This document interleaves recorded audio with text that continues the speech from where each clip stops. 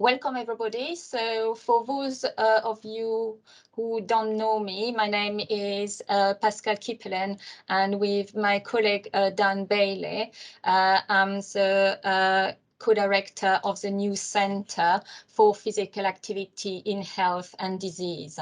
So the session this afternoon, if you had a chance to look at the agenda, we'll cover different things. We'll start with Dan just to explain a bit where we're coming from and what we want to achieve with this new center. And then we have a lineup of full research presentation. So some of the existing members of our center kindly agreed to share some of their research with you this afternoon, and it just to give you a bit of a sense of the diversity of work that our members are doing. And as you can see from the slide, it will cover things as diverse as idiopathic pulmonary fibrosis, heat stress, storytelling, and as well sedentary behavior. So hopefully, you know, it's a broad range of topics that hopefully everybody will find is interesting. In terms of the session itself, we'll have a Q&A session after each talk. So if you have a question, please keep it for the end of the talk. So in terms of who we are, this is currently who we are. These are our current the member of our center, and we are quite a broad church in the sense that we are coming from all corners of the College of Health, Medicine and Life Science from the university. And this is actually quite nice because it means it brings together people with different background and different expertise together. And it is only the starting point of our center. So it means as well our doors are wide open for a new member. And if after the session today you think your research aligns with what we are doing and you share our vision and our values, please do get in touch because we would be more than happy to welcome more people as part of our center. Now, in terms of what we all do and what brings us together, really is all we are carrying out health-related research. And we are as well using physical activity in some shape or form as part of our research. Now, we are using here physical activity as an umbrella term. So it means physical activity can cover as much physical activity intervention, sedentary behavior intervention, but as well exercise, or some of our colleagues in biomechanics might just look at human movement at a single joint level, for example, but all with the aim to improve human health at the end of the day. And so that brings us really together. So in terms of our overall mission, the mission of the center, we have identified two core missions. So the first one is to conduct high impact interdisciplinary research to improve human health. And we want to do that by developing and increasing level of physical activity and exercise and reducing sedentary behavior. Now, we think this interdisciplinary approach lends itself very well here because human health and health by nature is multi-layer and multi-dimensional. So bring people from different backgrounds is actually makes sense in that context. But it's not only about generating research, it's as well about developing our member and making sure that all our members are supported and can progress through their career and produce the best work they can. And we think we can achieve those two key missions by creating a safe place where people and colleagues can come and exchange ideas, share ideas, no matter what background and expertise they are coming from with, and that will actually help developing novel solution to address real life problem relating to human health. And one important aspect as well that we want to focus on is the impact of our research, making sure there is translation of our research. And that means depending which field our members are working in, it might mean translational work from in vitro into human or from healthy human into a clinical setting. It doesn't matter as long as at the end of the day, the research we are carrying out actually help individuals, and that's what we are aiming for. So in terms of our long-term vision, we are aiming and we hope to become a leading interdisciplinary center in the development, evaluation, and implementation of physical activity, exercise, and sedentary behavior intervention, and making sure that ultimately our research translates into societal and healthcare benefit.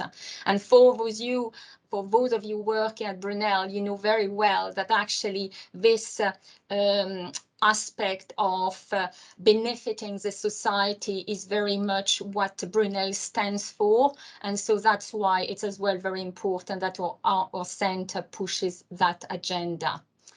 And next, in terms of our values, we want to create a diverse, inclusive, and vibrant environment that actually help people to share the idea. And by sharing idea, we really think that will help to, like I mentioned before, develop novel solution to real life problem, and as well develop maybe new methodology and approaches that really help to advance the field of physical activity and health and disease. So next, Dan will present the type of expertise and based on the expertise of our member and the type of clinical population we are currently working on, what we think our main research priority could be moving forward. So if you want, Dan, I will turn off my mic. Yeah. Thanks. So just to let you know, my voice is struggling a lot, so I might not talk as much as I otherwise would, especially as I've got to try and talk for 10-15 minutes later on as well. So across Brunel, we've got a range of academic scholars that work within these specialisms that you see on the screen here, and we've tried to group them into some discrete broad categories. So we've got specialisms that focus around cardiometabolic health. So these are diseases such as type 2 diabetes, cardiovascular diseases such as coronary heart disease, stroke, and also breast cancer. We then have a group of researchers that are very much focused on respiratory health, such as COPD, asthma, and idiopathic pulmonary fibrosis, which you're going to hear about more later on from Claire.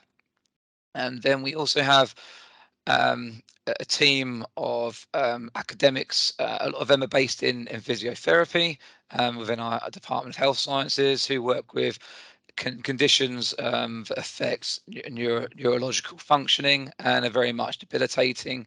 And we have a number of projects going on in the areas that you see on the left, such as cerebral palsy, sarcopenia, spinal cord injury, and then a bit more of an overarching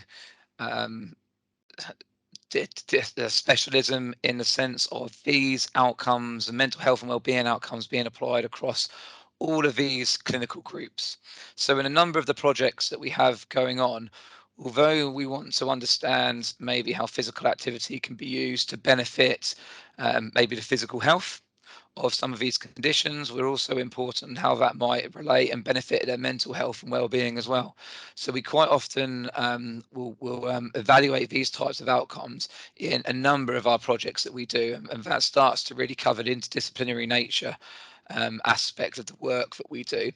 And we have all of these specialisms, and this isn't exclusive. We have other clinical groups that we work with as well, and we have healthy population groups that we work with too. But a real core feature of the work that our centre will be driving is interdisciplinary work. So we'll be looking at how we can bring together people from different disciplines to benefit the research that we might do in specific clinical and healthy groups.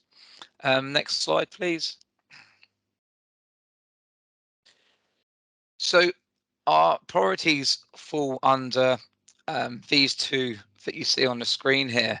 And I suppose the first priority leads on quite nicely from what I just covered on the previous slide, in the sense that our centre members are very much interested in developing, evaluating and implementing interventions that are aimed at increasing physical activity and limiting sedentary behaviour with the ultimate goal of improving the health, the prevention and the management of chronic diseases. Okay? And then another core aspect of what our members will offer is investigating the mechanisms and factors that encompasses environmental and contextual factors, for example, that underpin human performance and health, but will also help to explain the benefits that may be realised from the interventions that we are developing and evaluating. Next slide. And so we've now got a couple of slides just to talk a bit more about how we're going to focus work that relate to each of those priorities. So in relation to the first priority around developing, evaluating interventions, we're very much going to be advocating the use of interdisciplinary mixed method approaches. This has been very successful in a number of projects that have been delivered at Brunel, and I'm going to provide a case study of one of those later on in the session. And here are some of the disciplines that we already have working together and that we know can work together well going forward to develop really successful projects, secure funding, and all of this work leading to research impact. We bring together these disciplines to both develop interventions. So in terms of conceptualizing the idea of what the intervention should look at, the intervention dose, how the intervention should be delivered, there are different disciplines that can feed into that kind of work. Then we have how the actual intervention would be delivered and implemented.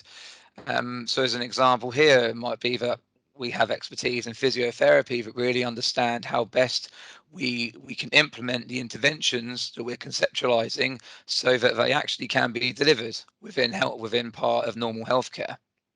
And then we need to be able to have a robust methodology in terms of evaluating interventions to really understand how they're benefiting the population groups that we're targeting, and at what kind of level. And we don't evaluate just on a small set of outcomes. There are a range of important outcomes that will really demonstrate the widespread potential benefit that patients could have, such as evaluating physiological outcomes, biomechanical outcomes, psychological outcomes as examples. Okay, and that really gives us a better understanding of how well the intervention is working, and will then provide traction for that intervention being implemented into normal healthcare. As I mentioned, I'm going to provide a case study of how this could all come together in a project later on within the session.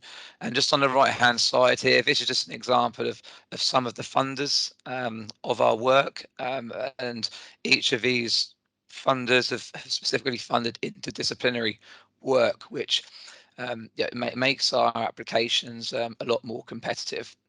Okay, thanks. Next slide, Pascale. So The next slides cover the second research priority, which is around mechanism and factor that underpin human performance and health. And one of the line of research that I'm particularly keen to drive forward relates to issues with climate change and specifically environmental heat. And we all know climate change is big on the agenda and has many detrimental effects on human in across the world. And so there are funding bodies that actually have identified this line of the research as well as a priority. And one of the reasons why we want to focus specifically on environmental heat is because we have a strong track record of high quality research that we have done at Brunel, and especially in sport, health and exercise science around that topic. And Oli will tell you more about that later on.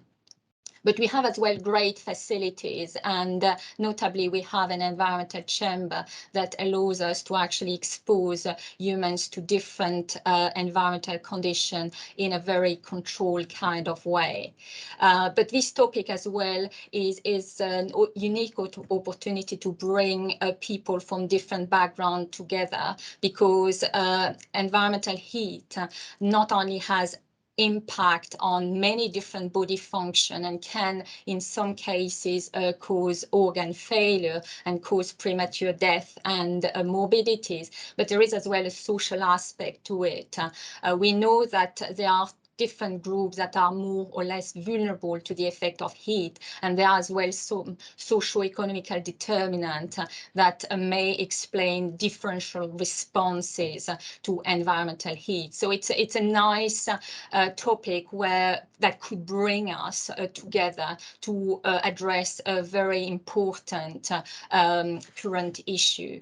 And thanks to funding that we recently got from the Institute of Health and Medicine Environment, we'll start some work with colleagues this summer on that line of research, where the starting point will be looking at older women and their response to heat exposure. And the reason for that is we know that this group of individuals is particularly vulnerable to heat. Many older women might end up going to hospital or might die prematurely, especially because of respiratory-related issue, and epidemiological studies have established that.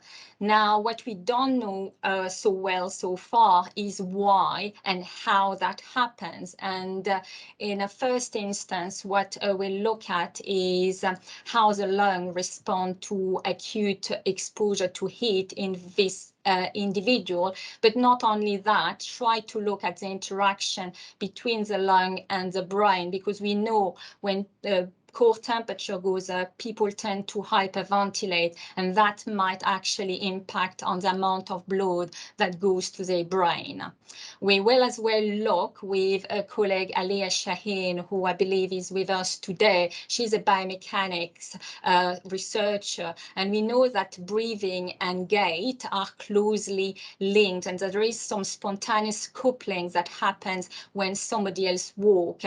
But whether when older women are exposed to heat, that coupling is disturbed, and then explain why some individual might start experiencing breathlessness is currently unknown. And we will as well bring on board Claire to actually look and at this breathlessness issue and ask older women how they experience heat, and use both qualitative and quantitative data analysis to better try to understand this issue. So this is very early days, and so if anybody else is interested and think that they can bring something on the table, we would very much welcome those individuals to get in touch so we can take that agenda forward. So I think I will leave it at that for now. It was just to give you a brief introduction, a brief overview of what we think the main goal of the center should be, and maybe we can now take 5 minutes to answer any of your question, or maybe if you have a comment, please do let us know. We have some time before we move to the next presentation. So any question or comments? So if you want, just turn on your mic or raise your hand or put your comment in the chat box, whatever you prefer.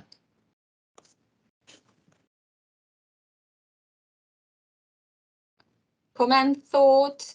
No? Okay, we have a comment. Please go ahead. Is it Jayan, or sorry if I don't pronounce your name properly? Yeah. Joey, I'm from Loughborough Universities, and I'm doing my PhD research about created model to motivate older adults doing more physical activities. It's very like what you are doing here. So I really enjoyed the presentations. And my question is about, so it's like, how long will the intervention gonna take? And how will you evaluate the interventions? For example, use a self-assessment service or any different kind of things to evaluate the interventions? Thank you. Dan, if you want, thanks for joining us, and but I will leave Dan answer your question, as he's the expert on that.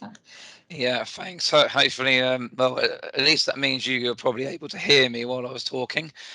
So good. I mean, it's very much on a case-by-case basis, but generally the interventions that we're evaluating, the durations are typically at least 6 to 12 months. But obviously that varies project to project. And again, did you ask about a specific population group, or were you just were you asking generally? Yeah, in generally, please. Yeah, and generally, in terms of the measurements that we take, we of course use measurements of physical activity and sedentary time, and we've got access to a wide range of accelerometer type devices that the participants would wear to track their physical activity at different times throughout the intervention evaluation. And then we've also got access to facilities where we can have participants come onto campus, and we can take a whole range of biomechanical, physiological, and psychological measurements to really understand how their health and performance might be affected. And that's in addition to self-report measurements that are typically used for measuring things like health, mood, and well-being. So that's a whole range, and I'll be giving you an example of some of those later on in a study that we talk about, where we worked with patients who had type 2 diabetes. So hopefully, thanks for your question. Hopefully that answers it.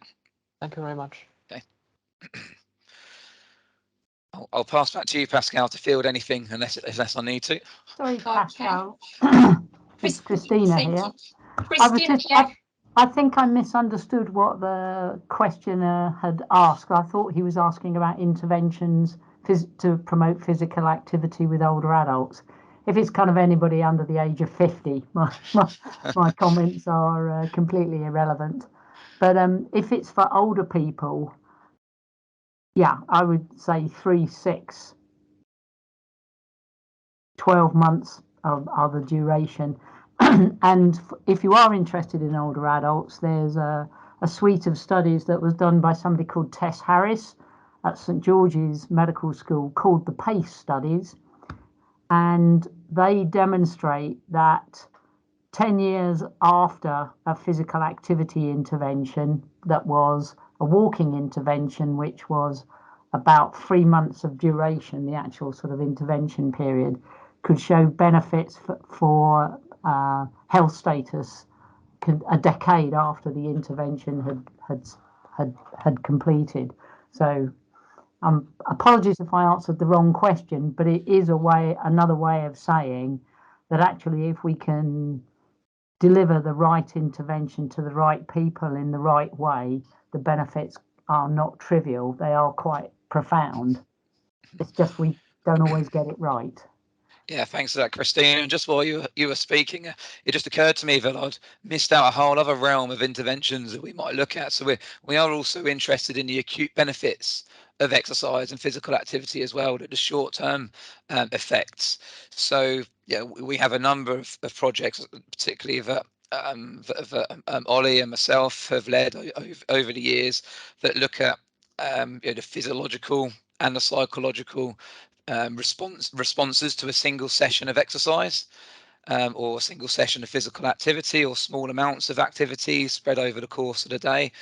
So we're very much interested in those to provide a conceptual grounding as to how physical activity could be beneficial to health and performance, and then that informs the development and evaluation of longer term interventions that are based on those earlier conceptual studies. Thank you very much. That's what I'm trying to do now, to do some research with older people, ideally people over 65 years old.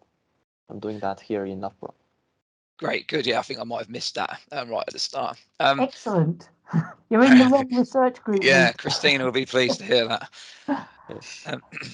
And I've just seen that we've had a question from Federico as well come in on the chat that I can speak to. So Federico asked about exploring synergies with the College of, let me remember the name, Engineering, Design and Physical Sciences in terms of digital technology. So I've actually got collaborations going on in that area. Of course, one of those is between yourself and I, Federico, around using potentially wearable technology to understand behaviours and how that might relate to health. And I've also been leading some work developing a grant application that we should hear about any time now, where we're looking to enhance what's called My Health Avatar. So it's a digital technology and it's got an accompanying smartphone app.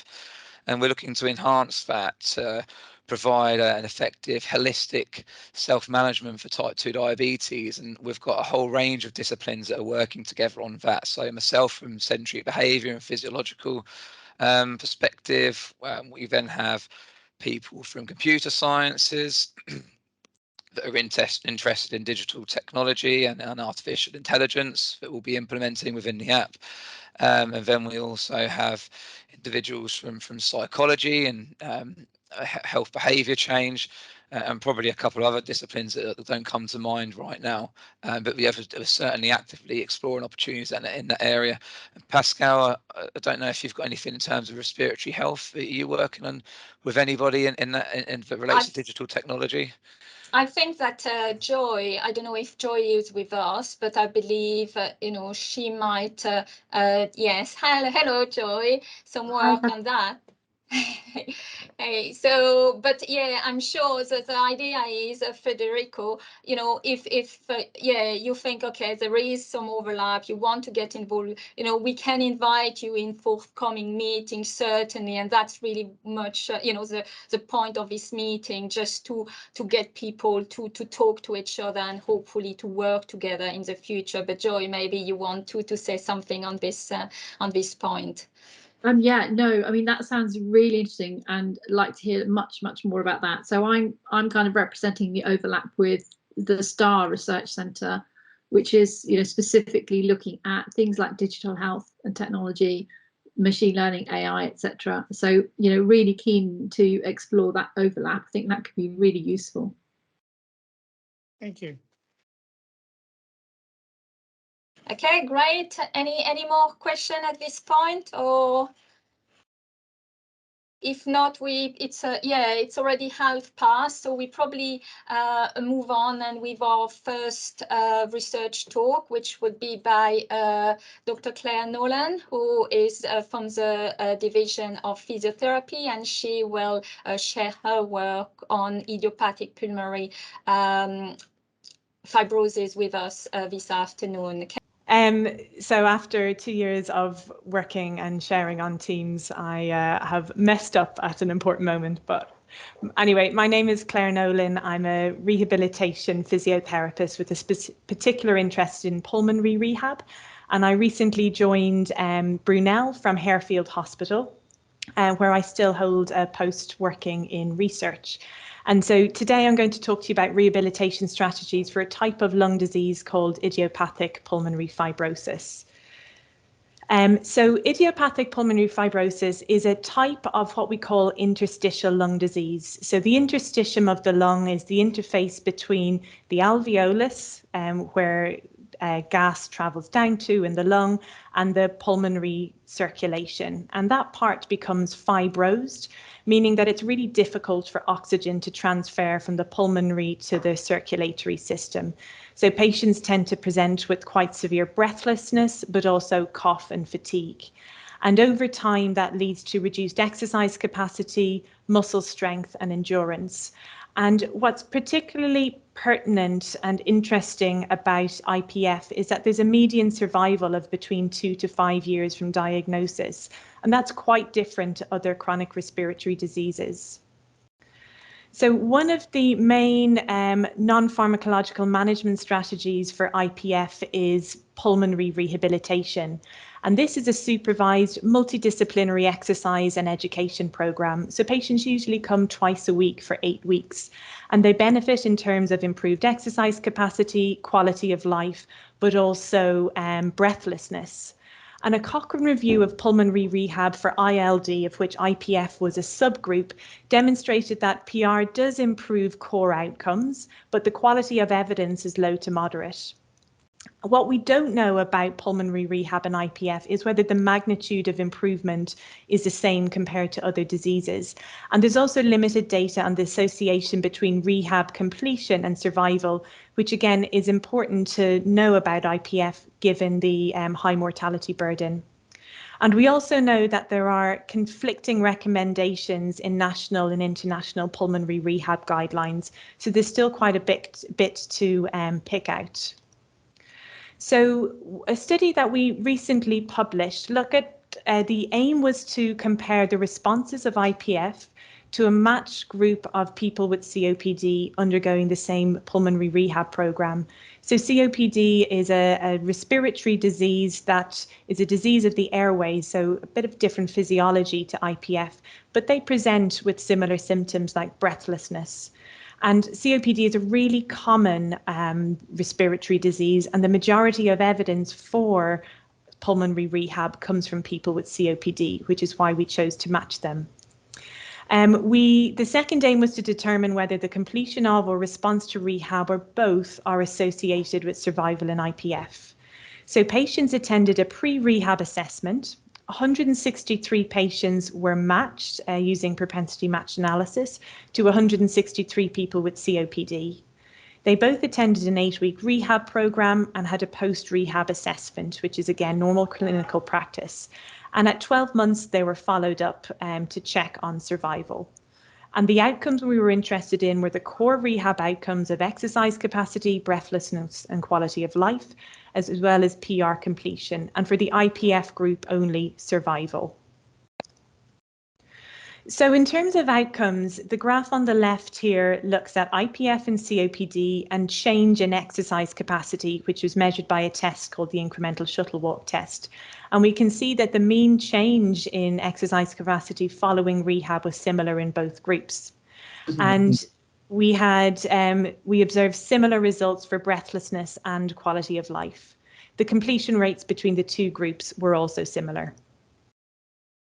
In terms of looking at survival, we classified the IPF group in cohort into 3 groups. The line in red shows the PR responders. The dotted blue line shows the PR non-responders. So these are people that had completed rehab but did not improve their exercise capacity to a clinically significant level. And then we had the PR completers. These were people that did not complete pulmonary rehab. And we looked at their survival over 1 year. And you can see the red line, the PR responders, there was very little, the probability of survival was much higher in contrast to the 2 other groups. And we showed that non-responders were 2 times more likely to die in the 12-month period than responders, and non-completers 3 times more likely.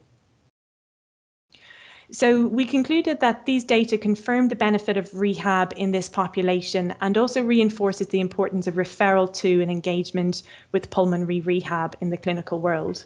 We were unable to comment on advanced disease because the population that we recruited tended to have moderate disease. And this is something that I'll talk about in the next study.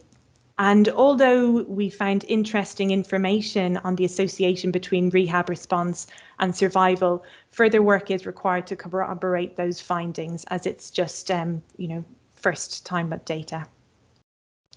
So the second study that we looked at in this population, we particularly want to focus on those with advanced IPF. And the Cochrane review that I mentioned earlier on that looked at PR for ILD, they did a specific subgroup analysis in people with advanced disease and found there was no benefit derived from rehab, and also that ventilatory limitation may restrict whole body exercise in this particular group. So alternative ways of conferring benefit are required. And a specific or separate NICE guidelines on neuromuscular electrical stimulation showed that this is an alternative means of enhancing muscle strength.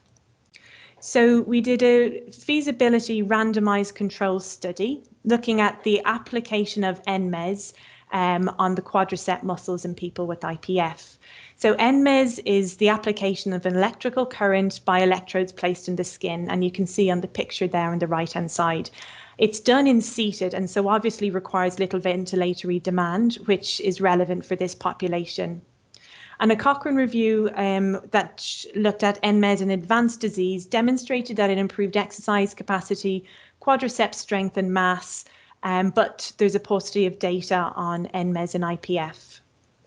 So the aim of our study was to determine whether this type of intervention, NMES, was acceptable to people with IPF, and also whether a future definitive trial was feasible. So we performed a baseline assessment, and we had planned to allocate 30 participants to the intervention group, which was a 6-week program of NMES and a home exercise program, and then 30 people to the control group, which was a placebo NMES and a home exercise program. For 6 weeks. Participants were assessed at 6 weeks and then at 12 weeks post-intervention, and we plan to do qualitative interviews with 12 participants. Our outcomes were feasibility, process, clinical, and qualitative outcomes. So the NMES device on the left is the active device, and this was a Rehab XP, which had been used in previous studies. And the placebo device was a microstim exercise stimulator, so a different device, but we made them look similar by putting this blue sleeve around the thigh. The two devices had similar settings except for the amplitude range, which is obviously much lower in the placebo group. So this group would have only felt a pins and needle sensation on their quadriceps or on their thigh, whereas the active group would have felt a contraction, and their foot would have lifted up into knee extension. So we screened 364 patients for this study. These were screened prior to the eligibility assessment. And the main reason people were excluded was it was too far to travel to the assessment site. 153 were assessed for eligibility, and the most common exclusion reason was not meeting the inclusion criteria of being sufficiently breathless. So out of that, 23 consented to take part in the study and 1 was withdrawn. 11 were allocated to the intervention and the control group. And on the left-hand side, you can see we had pretty good retention at the 6 and 12-week assessment in the intervention arm. However, in the control arm, 4 people discontinued the intervention, primarily because they didn't tolerate the device. And we also had people withdrawing from the study. So quite an imbalance between the two groups. So from the quantitative data, we concluded that a definitive trial using this protocol should not be undertaken, predominantly because of problems with recruitment, but also because of problems with retention and treatment adherence in the control group. And because of that, specifically people guessing that they were receiving the control intervention, participant blinding wasn't maintained. From the qualitative interviews, we identified that the trial process and the active NMES device were acceptable, but like I've alluded to already, there were concerns about the credibility of the placebo NMES device. And there are also divergent opinions about the home exercise program and supervision, and this informed our subsequent study.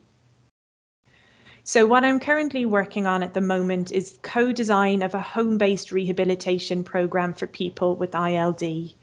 And the previous study, the NMES study, one of the points that was raised in qualitative interviews was that the provision of an electronic version of a home exercise program rather than a paper-based or a telephone-based would have been better. People would have enjoyed that and found a way of kind of interacting with the researcher or physiotherapist. They would have liked that. So we thought this was interesting to pursue. And there were also research priorities published for people with IPF around the time that we were identifying this could be a useful study to undertake, and specifically around what is the best type of exercise program for people with IPF. So the aim of this study is to co-design a home-based rehabilitation program for people with ILD, and we're using a qualitative type design called experience-based co-design, and this is where relevant stakeholders come together to design the intervention. And so with this particular methodology, there are 4 stages. So the first is gathering experiences, and this is where there are one-to-one video interviews, and this involves 10 people with ILD and their carers or families, and 8 pulmonary rehab professionals. You then create a film, which is usually about 20 or 30 minutes long, and this captures the themes that were brought up or identified in the video interviews. So we've done those first 2 stages, and we're now moving into the focus group stage. So we'll hold a specific focus group for people with ILD, another one for rehab professionals, and then one where we bring everybody together. And the purpose of this is to try and iron out what really are the important components of this rehab program. And lastly, there's a co-design workshop between the researchers and patient representatives in order to finalize the co-design program. So what I'm going to try and do now is just share a video with you. And this is just a small snapshot of the video that we've developed.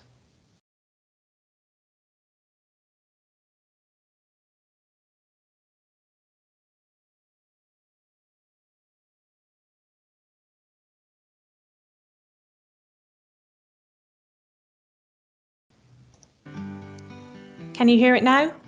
And if you had to do a home-based rehabilitation program, how would you like it delivered? Well, I'm quite familiar with Microsoft Teams and Zoom and WhatsApp and all these other technologies. So for me, it will be a lot easier probably than other people. We already do online classes. So and I think it's important that the carer also attends the sessions, because in that way it encourages the patient, engages the patient as well, and understands some of the exercises, so they can do them together and really clarify if the patient is not doing it correctly after the sessions have finished, really just to correct that. So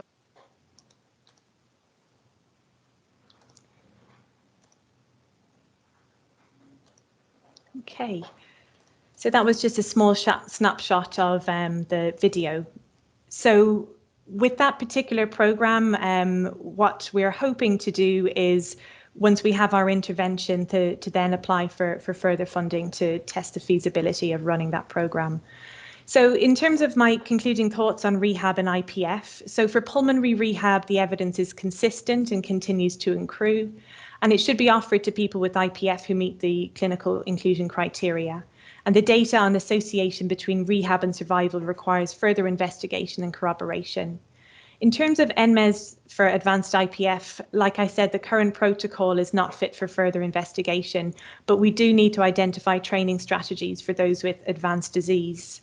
And regarding home-based rehab, it's an important aspect of rehabilitation and research is ongoing.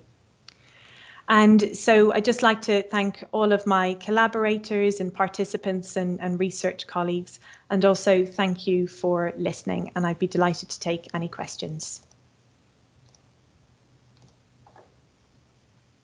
Okay, great. Thanks very much, Claire, for a great presentation, very clear and so very nice outcome. So does anybody have any question for Claire about a past project or the way she wants to take forward her work since especially now as a new member of Brunel, and how she could collaborate with people on site?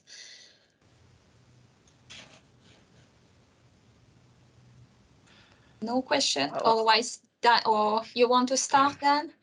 Well, I was pretty much going to just turn what you said, Pascale, into a question about flip it to Claire. What are your plans and intentions at the moment in terms of your moving forward with research at Brunel, and what do you feel you might need from maybe other people in the centre or people joining this call?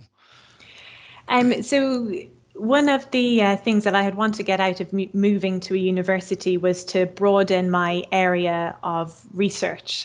So I've worked a lot in rehabilitation and respiratory disease, and so I was delighted to have the opportunity to collaborate with Pascale on the project that she mentioned at the start.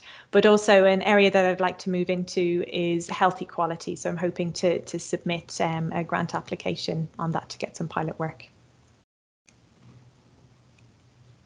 Great. Federico, you have a question for Claire? Oh, yes, Claire, thanks a lot for the presentation. You mentioned code design. So what have been the biggest code design challenges you've had to face?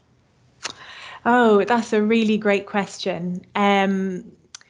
So one of the Actually, we held a focus group, one of the feedback meetings this morning with people with interstitial lung disease.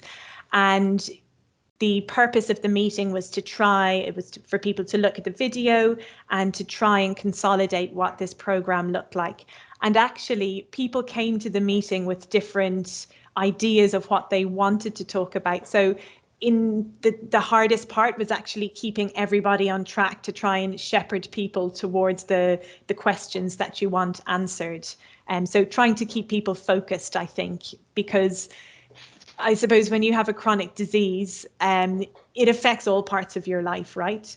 Whereas we're trying to just look at one specific part, and as a researcher, that's what I want to do. But for the stakeholders, their disease affects all parts of their lives, and they want to talk about all parts of their lives. So that has to be respected, but the question and the purpose of the project needs to be addressed too.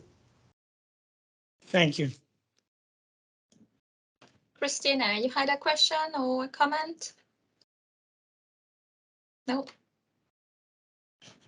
Not knowingly, but well, I do have a question actually. I wouldn't mind a cup of tea, but if you've got one, no.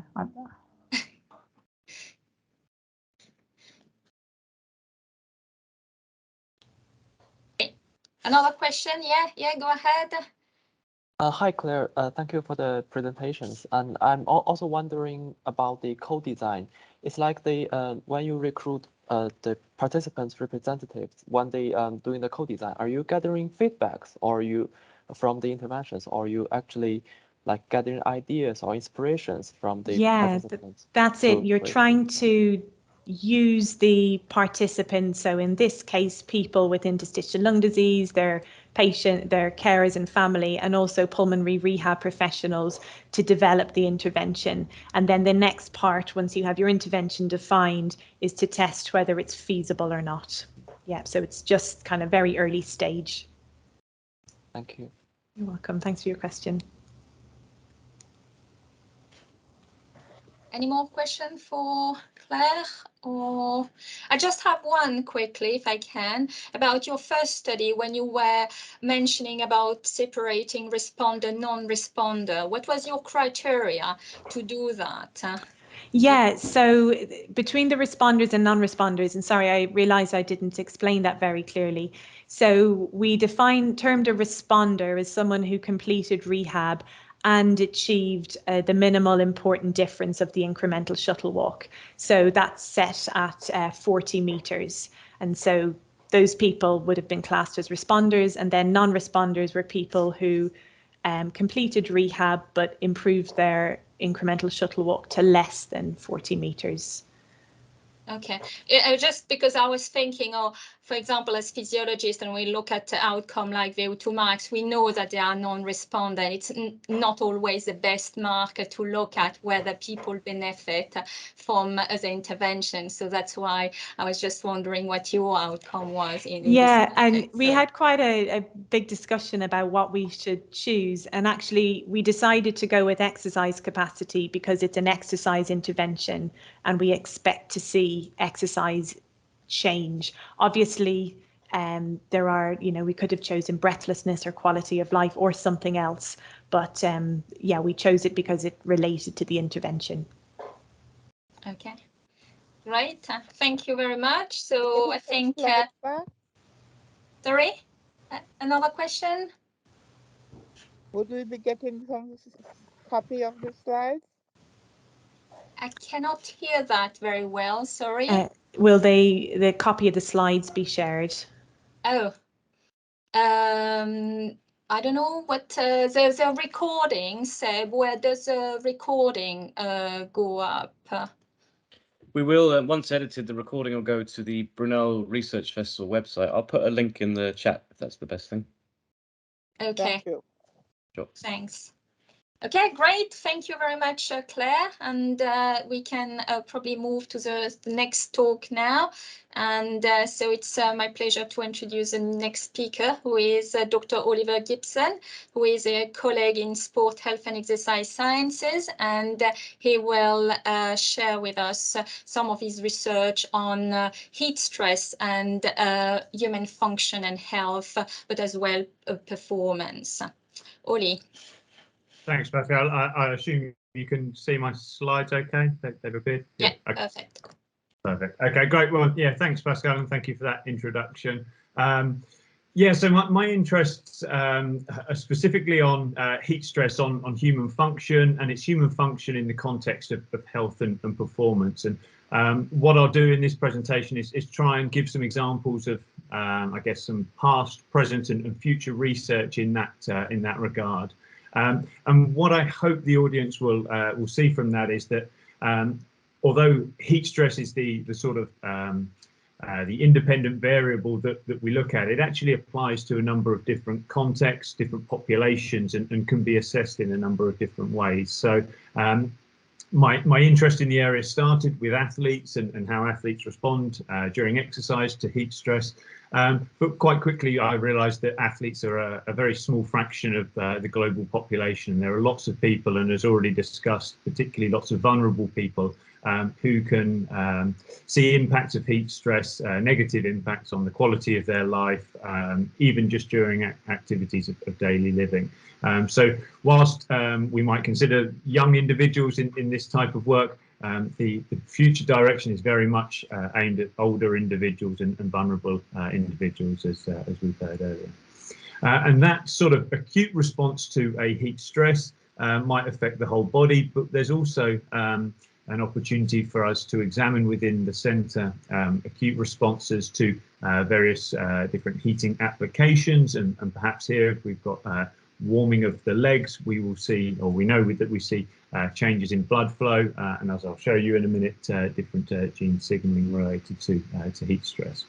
So sort of part one of the focus of heat stress is about the acute response, but then it's how do we adapt, and that level of heat adaptation relates to the individual, but then can be multiplied out to various different populations for whom heat is a challenge. So that might be adapting athletes to perform and resist ill health more effectively in heat stress.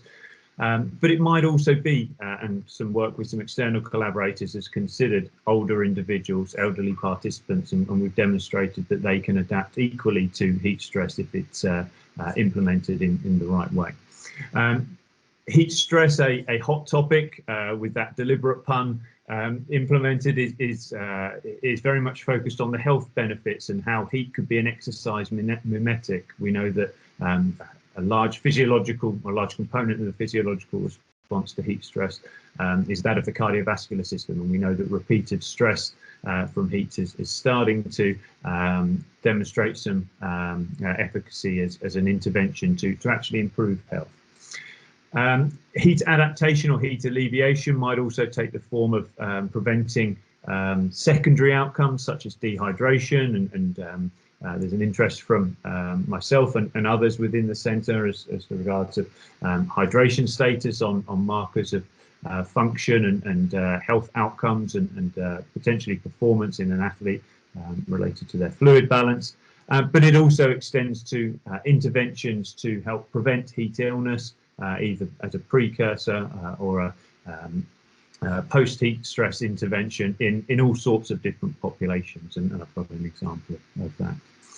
So the intention, I guess, from this talk is to talk about all of those different things in some way or other, and try and maybe just inform the audience, as I say, as to what we can do in the centre, and I think more importantly what we would like to do, and hopefully set the cogs working in the brains of others as to opportunities for interdisciplinary or multidisciplinary collaboration.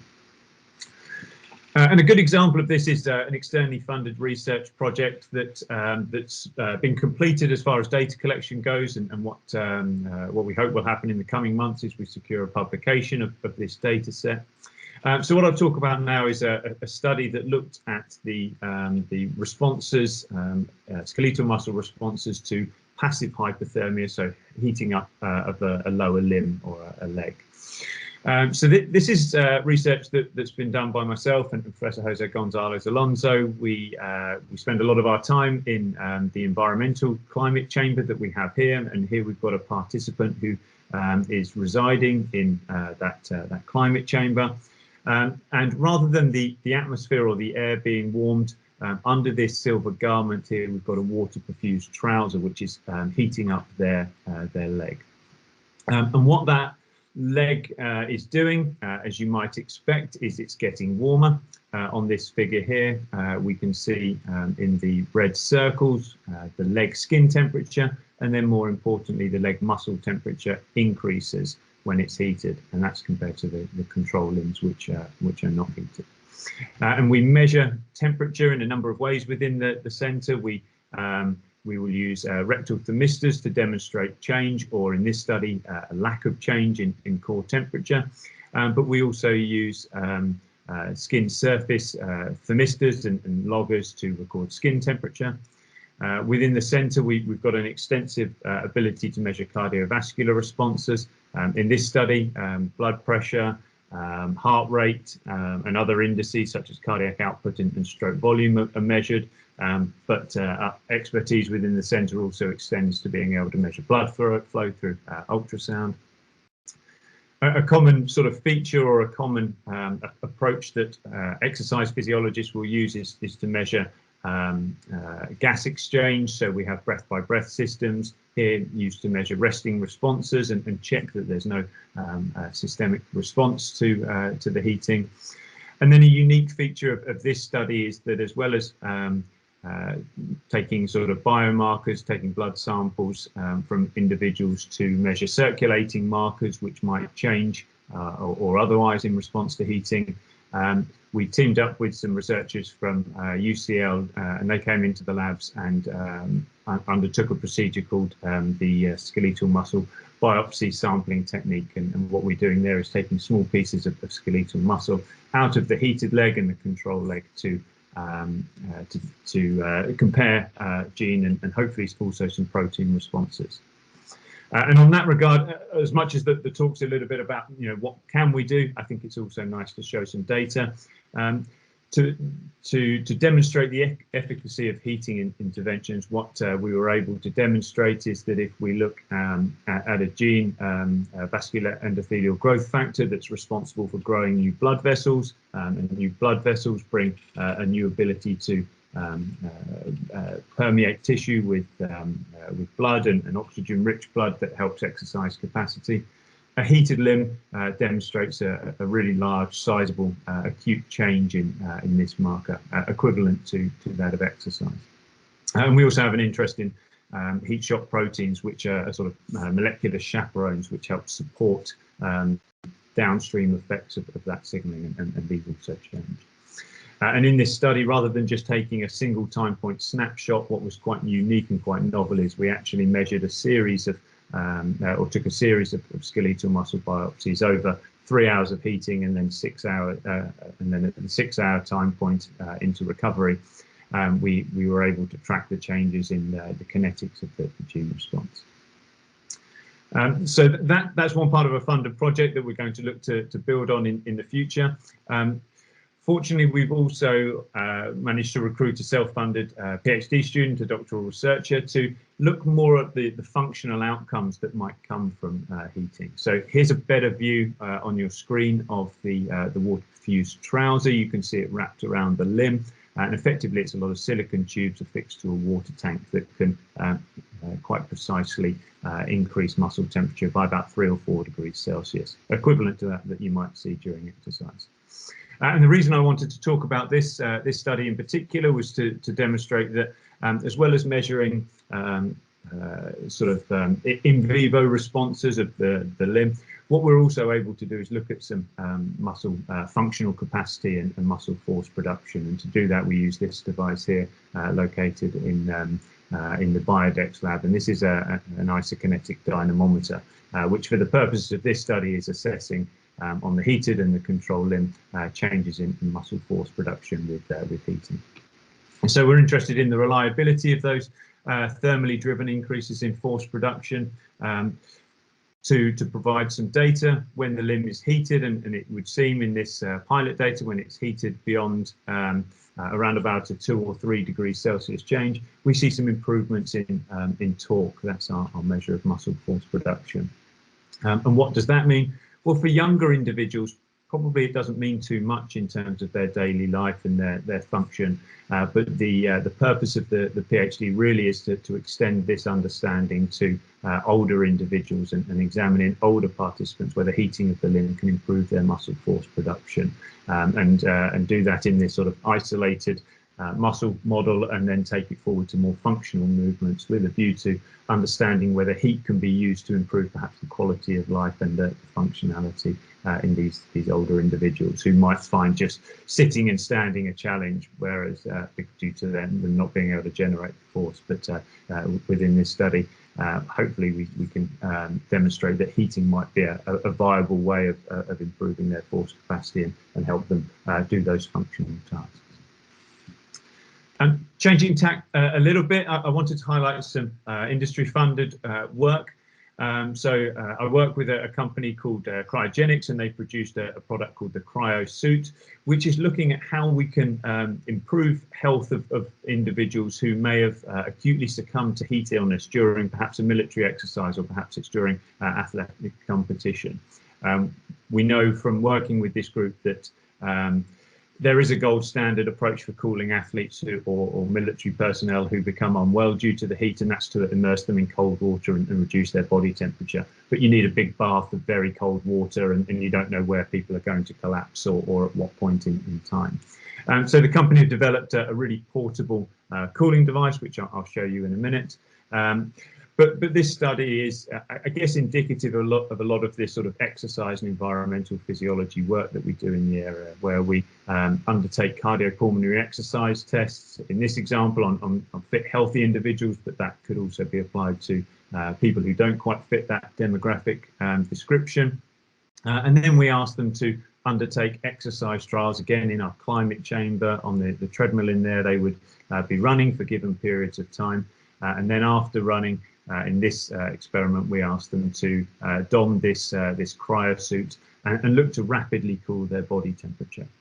And by cooling their body temperature rapidly, we improve health outcomes acutely, and also we know that heat stress and heat illness can bring some quite long-standing neurological and cardiovascular detriments. So this is sort of a product that we're looking to test the efficacy of.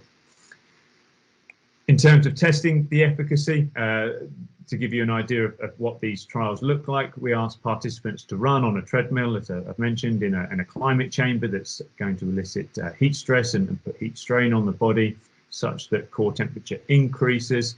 And then we asked that the participants either undertake no cooling, which reduces body temperature at quite a slow rate.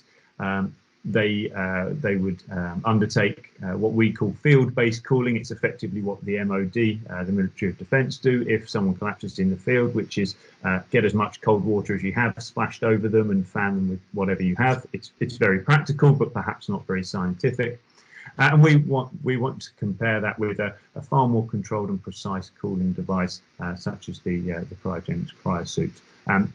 And critical here is determining the cooling rate of each of these modalities, and that's done by looking at the change in temperature over time, deep body temperature over time, and imposed on here as this dashed line is what's deemed by the scientific community who work in this area the acceptable threshold for an efficacious cooling intervention.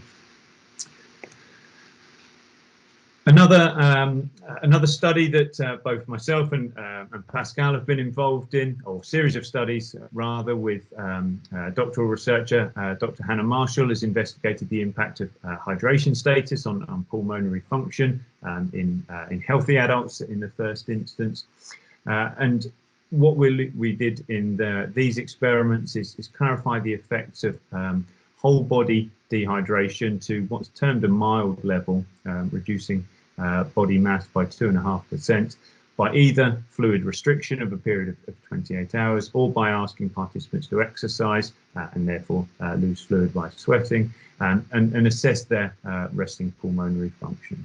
And then we go one step further, rehydrate them either locally using nebulized saline or systemically by asking them to drink sort of the typical rehydration fluids and see whether that function is restored. So in these studies, you can see Hannah here and myself as the pilot participant in this image, undergoing body plethysmography, but also other sort of more established pulmonary assessment techniques such as spirometry are used, and exercise prescription and exercise testing to determine changes in response to the interventions that have been described.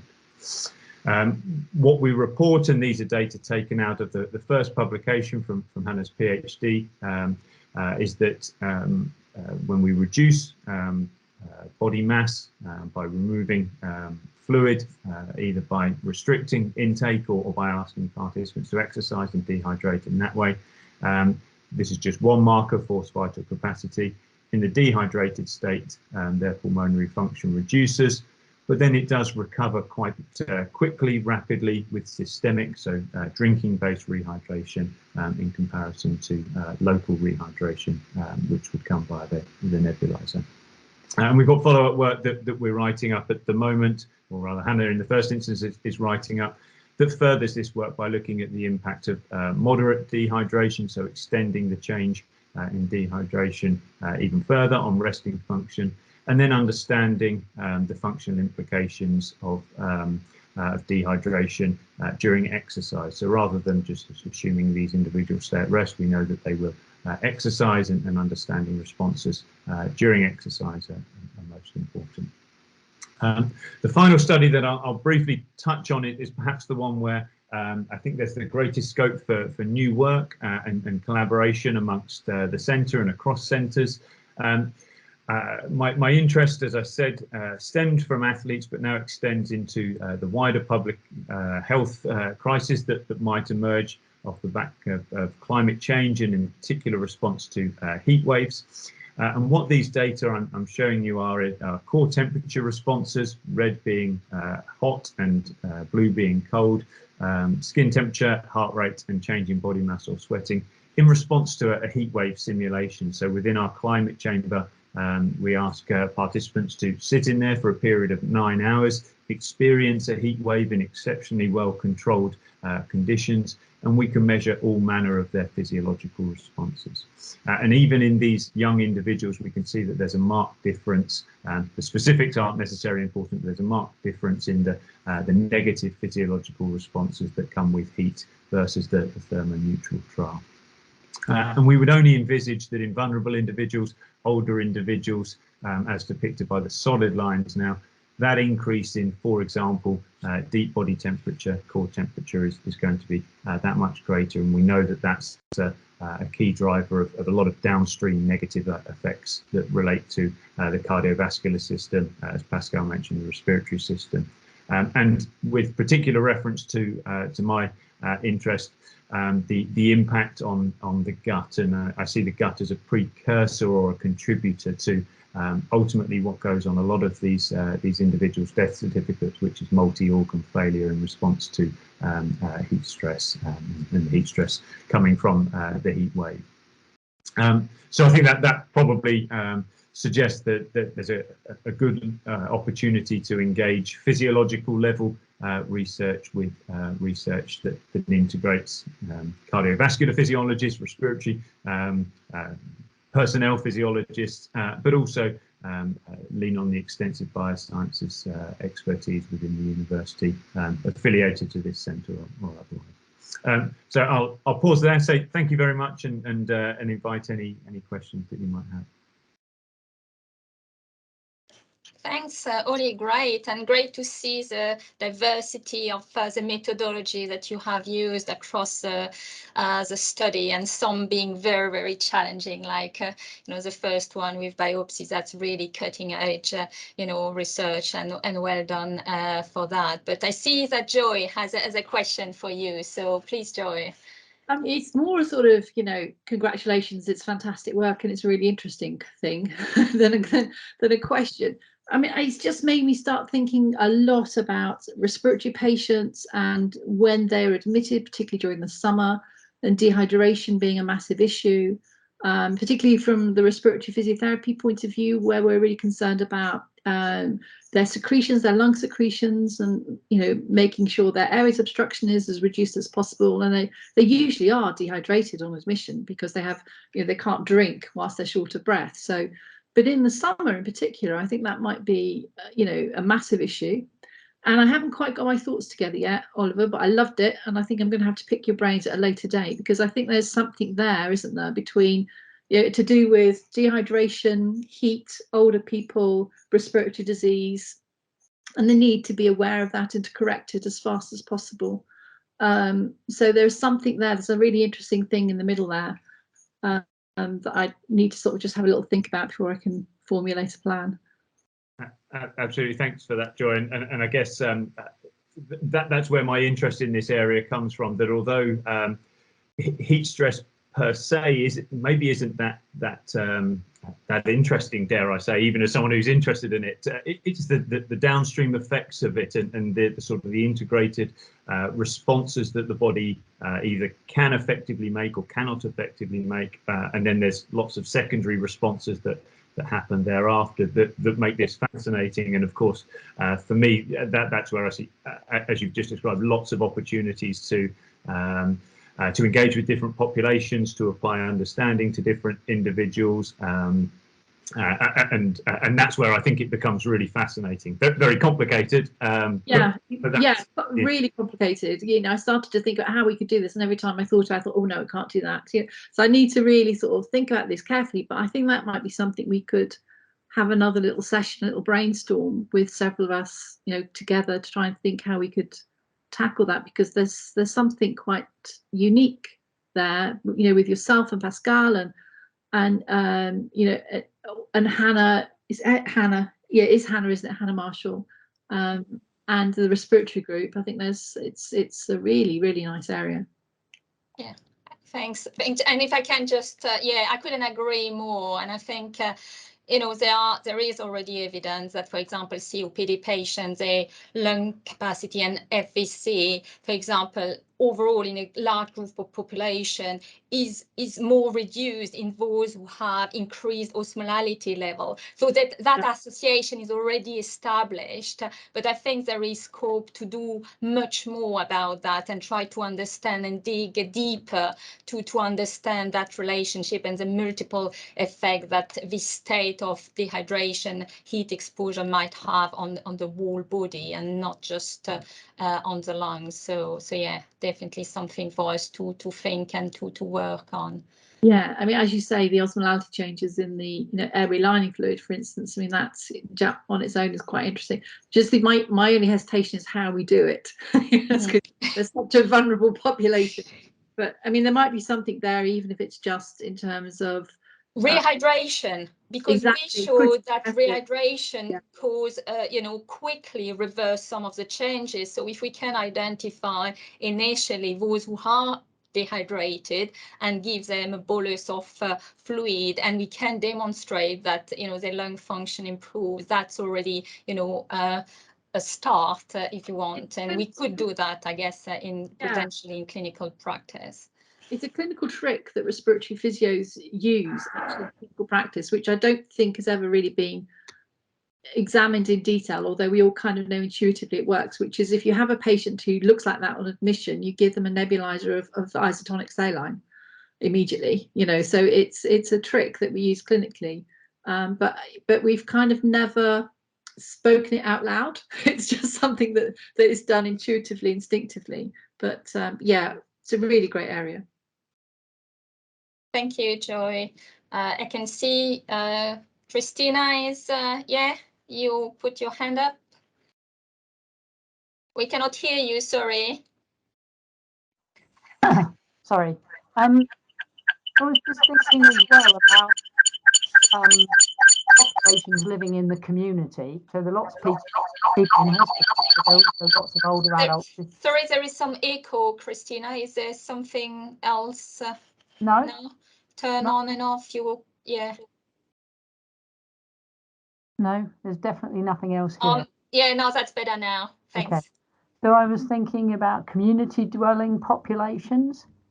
And also I think there's grounds not just for, I didn't mean just like that, not just for simple research, but thinking of simple-ish problems to address the issue of dehydration in older adults, which is a massive problem, particularly people living on their own.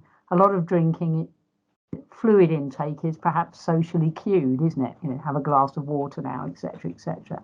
So there was an interesting project that was funded by the Alzheimer's Society for people in care homes, and they're sweets. They're like jelly, not like jelly babies. What are they?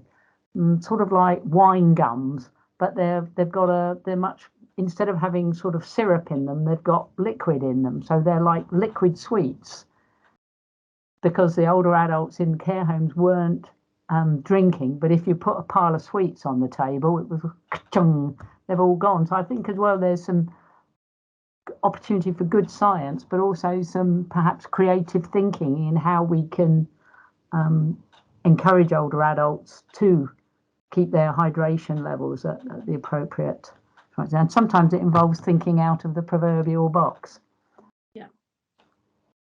Yeah, I would agree entirely. And whilst my thinking on this often goes to what can I do in a lab with all of this fancy equipment, actually you're absolutely right. There are so many opportunities for I guess behaviour change around heat and hydration in all sorts of different populations, from those we might class as sort of clinically vulnerable to those who are socio-economically vulnerable. It links to the environment within which these individuals live and are maybe treated, or all sorts of things. So I think absolutely the opportunity to take something quite simple, which is someone getting hot, and apply solutions to many different people in many different ways is fascinating. And I think this is a really interesting topic that we could address from a really excuse me, I'm so sorry.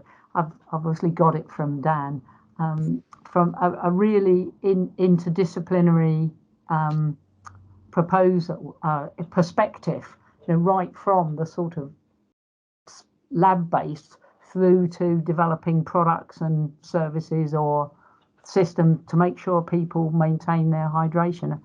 I think, you know, it might be something we could maybe think about, you know, at a bigger level. Yeah, because that also could include potentially, you know, digital tech in terms of using like nudge theory to push hydration. Yeah. I mean, I'm. Everybody always comments that I drink a lot, and I think I just drink a normal amount. But you know, I do drink a lot because I'm but when my mum was living on her own, you know, she didn't drink enough. So I think something about how we could manage those vulnerable groups, because that would prevent a lot of comorbidity. I think there's a confounding variable there in that in the lot of the older population don't drink because they don't want to go to the loo. Yeah, I know. So yeah, I haven't got there yet, but well, that's where I think if we get the sort of behavioural team on board as well. Yeah. And have more public toilets. I'll shut up now.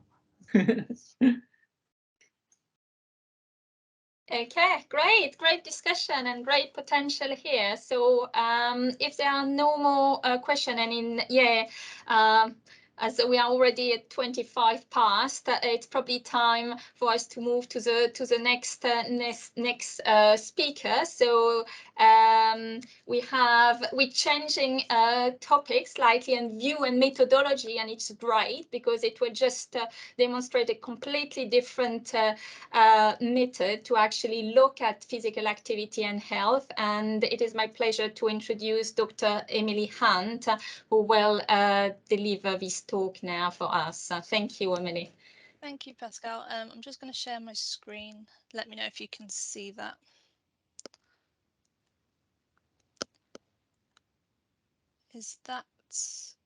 Can everybody see that? Yeah. Yeah, perfect. Okay, hi everybody. Yeah, so I'm going to change gear a little bit here and I'm going to talk to you about stories.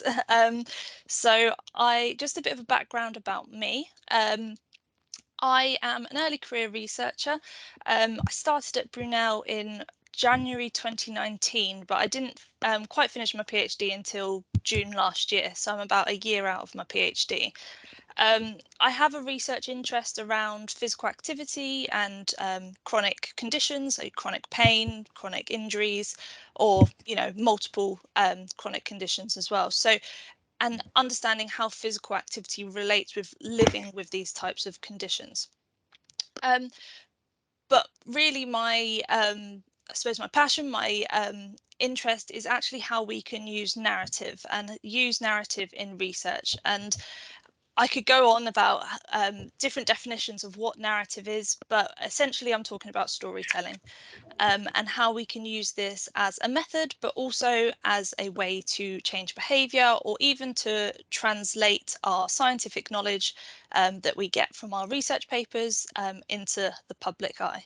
So I'm going to focus today on how we can use narratives, how we can use stories, and I'm going to give some examples from my PhD research, and also a project that I am starting this summer as well from my brief award. And then hopefully by the end I can give you a gist of how this might feed into some future work we can do. So to give you a bit of a background about my PhD research, I did this at Loughborough University. It was entitled Exploring the Power of Stories as a Means to Promote Physical Activity for People with Arthritis. So I worked with people living with arthritis, all different types, osteoarthritis, rheumatology, etc. And essentially I had 3 parts to my PhD research programme. So I started off by trying to understand what physical activity meant to people with arthritis. How did they experience it? What role did exercise play in their lives? And I did this through sort of typical qualitative methods like life story interviews. And this took a few different analytical approaches to this. The second part then was this development of the narrative videos, and that's really what I'm wanting to focus on today. So I'll go back to that in a moment. And then this moved on to the third part, which was then the evaluation of these videos. So what I came across when doing my PhD research was that when I wanted to develop a video narrative, there wasn't really a protocol or a sort of best practice on how to go about it. We knew that stories could be quite powerful, they could be quite persuasive, but actually how you go about creating a powerful, persuasive story wasn't really out there. So one of the first things that I had to do was to then develop this narrative development process, or the protocol, which is what you can see on your screen. So it's a 4-stage process, and I won't have time to go through it all in detail, but essentially I identified the storytellers from my initial interviews with 21 people. I then took them into a storytelling workshop in which I elicited the stories and got them to tell their story in a group setting, and then helped them to construct their story into videos. So we filmed the participants and we edited the content to bring it together as a coherent story. And we did a final stage of stage 4, which we called story checking. This essentially made sure the participants were happy with their overall story.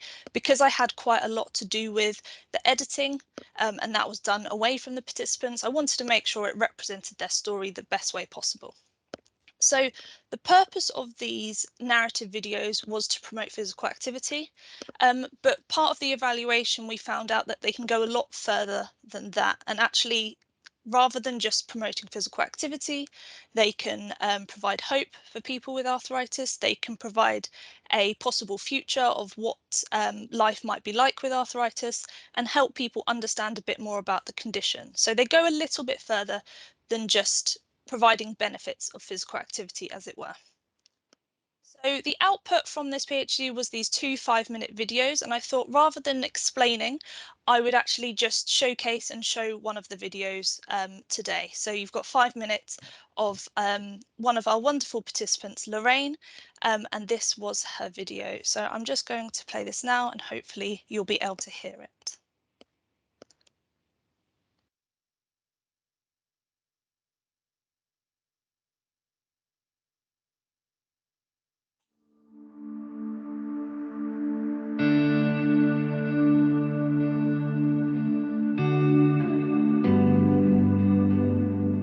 My name is Lorraine Salt-Pulford. I am almost 65. I've been retired for a couple of years. I was diagnosed with rheumatoid arthritis at the age of 42. I did go to my GP at that point because I recognised it from my father having rheumatoid since before I was born, apparently, so I never knew any different.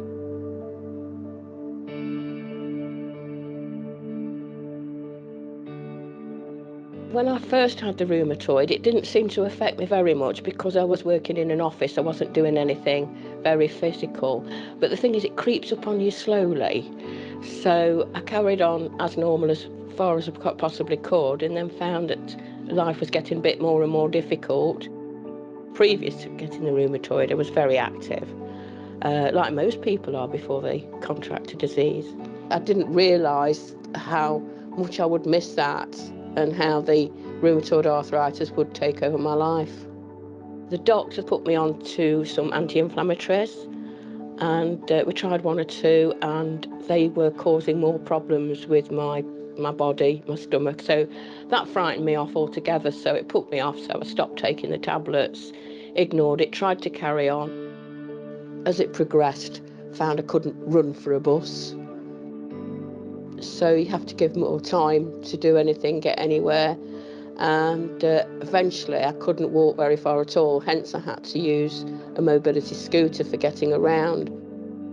Exercise just went out the window altogether because the pain just got worse and worse, and as I say, I just ended up coming home and going to bed, having dinner and going to the pub. You just haven't got the energy to think of anything else. So I was just completely rolling into oblivion, and that's why I ended up going to rheumatology, being referred by my GP, and then doing the drug trial, and it did improve from there. I was also talking to my GP at some point, and he gave me a health prescription So I tootled off to our local leisure centre. Bit scared at that point of using the gym because, again, that was back in the day and exercise wasn't advised that much.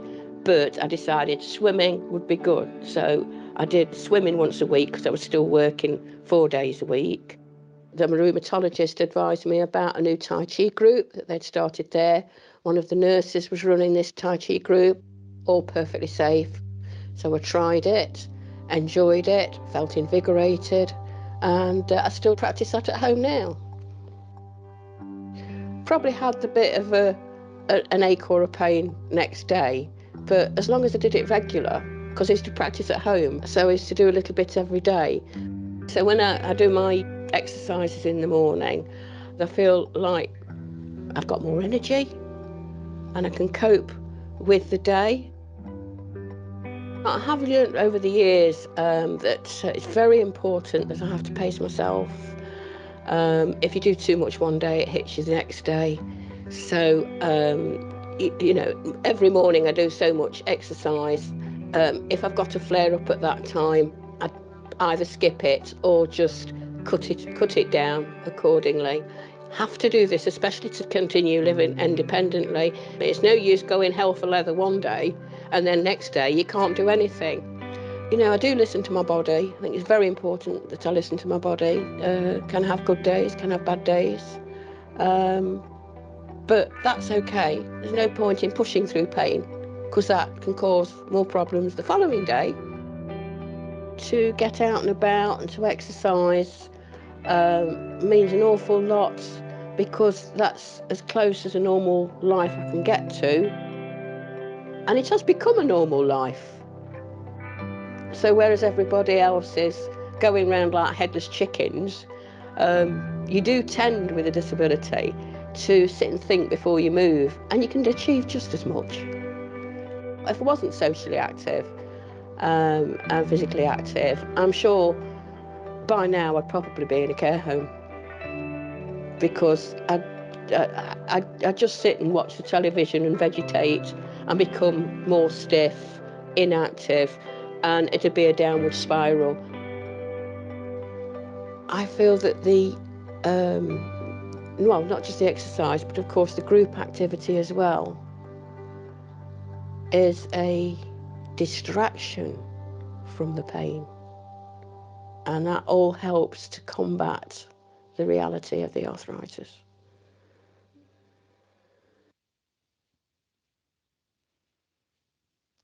Okay, so there are obviously a lot of elements to that narrative video, but hopefully you got a good sense for the way we were trying to promote physical activity. We were trying to do this with a really strong narrative behind it and make sure that it was a realistic story as well. So, you know, Lorraine's story is her story. And we also managed to fit in there a lot of the results from my PhD research as well. So myself and my supervisor, Dr. Anthony Papathomas, we worked to try and make sure that we were translating some of those findings as well. So that's just one example of how we might use narratives, particularly for behaviour change, to promote physical activity. Some of the healthcare professionals and patients we spoke to when evaluating these stories, they mentioned about how although we could use it on its own and it could provide hope for somebody with arthritis or motivation, it also needs to be combined with other elements of behaviour change as well, which I'll talk about a little bit in terms of what's next at the end of this presentation. So the next thing I want to quickly talk about is my current research project, and this is my Brief Award research project that is in very early stages at the moment, pre-ethical approval, but I'm really excited about using a different type of storytelling. And although it has similarities to the narrative video we developed as part of my PhD, it's a very different technique, although there is overlap. So particularly using digital storytelling, the aim of this research project is to understand more about multimorbidity, so multiple chronic health conditions, and how physical activity, how people living with these types of conditions, how they experience physical activity. So the research aims are very broad, and it's essentially to create some in-depth digital narratives as a way of understanding multi-morbidities and the role of physical activity. But because it's a very participatory action research approach, it's very focused on what the participants want. This is why I've kept it very broad, because essentially I want to know what's important to people with multi-morbidities. It's an area of sort of increasing interest, especially with COVID and other conditions. You know, it's becoming a lot more of an important agenda for research. So one thing I had to do before conducting this research was actually to become a story facilitator. So the Story Centre is an international group of people that help teach people around digital storytelling, and it's a very unique process. And again, I won't have time to go into exactly the process of doing digital storytelling, but essentially I had to do a 10-week course to become a digital storytelling facilitator.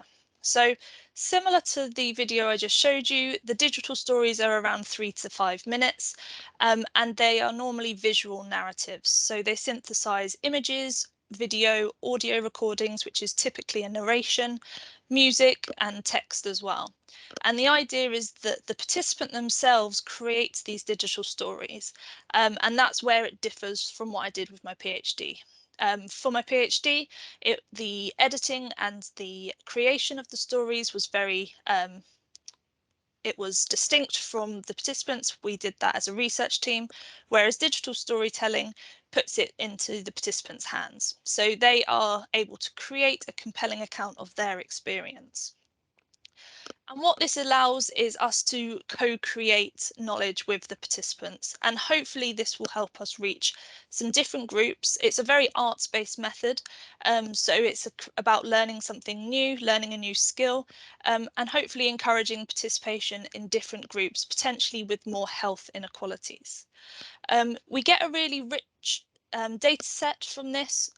Hopefully, as you saw from the previous video, you know, a video can show a lot of information in a short amount of time. So the richness of data, you know, both visual, audio and text-based data can come from these digital stories. And the last point I want to make is that when we're using digital storytelling in research, it not only helps for our actual data collection process and our exploration of topics, but it's also really amenable for knowledge translation as well. So as you saw again from the video I showed you, it's a really nice, accessible way to provide our research information to a general population rather than an academic one, that is. So I would encourage you, if you want to see some examples of digital storytelling, the Story Centre on their website have some brilliant examples of different stories that have been created in the past. So where does this leave me? Where do we go next with storytelling in physical activity research? Well, I see there being 3 strands that it can lead into. So as part of the centre, we mentioned about physical activity promotion. I believe that storytelling and narratives can really help to inform our physical activity promotion efforts. We can learn a lot by listening to people's stories, and there's a real push within healthcare to, you know, understand patient voices. So I think using these stories as evidence is a really good starting point to actually informing physical activity promotion efforts. The second point I want to make is around behaviour change strategies. So as I said, we developed that narrative video as a promotional tool for physical activity. And one of the main results that came out from our evaluation was that when we combine those stories with other behaviour change techniques or within an exercise programme, they might be really beneficial to nudging somebody into wanting to become more physically active. So taking an interdisciplinary approach would be really suitable here, and combining stories with other methods from different disciplines. And the last point is around knowledge translation, which I've already briefly touched on. But essentially, we can use things like digital stories or narrative videos to disseminate our findings and make sure that our findings are more accessible and more meaningful as well. So rather than producing an academic paper and it reaching a particular audience, hopefully videos and things like that, especially in this sort of digital age, it'll become more accessible to more and more people.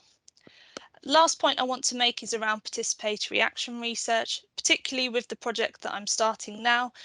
It would be a really nice way to also encourage continued involvement with the research process. So sharing stories, and then after that, using the same group or a similar group to then move the research process forward. Okay. So thank you for listening. I hope you enjoyed the video and the presentation, and yeah, open to any questions.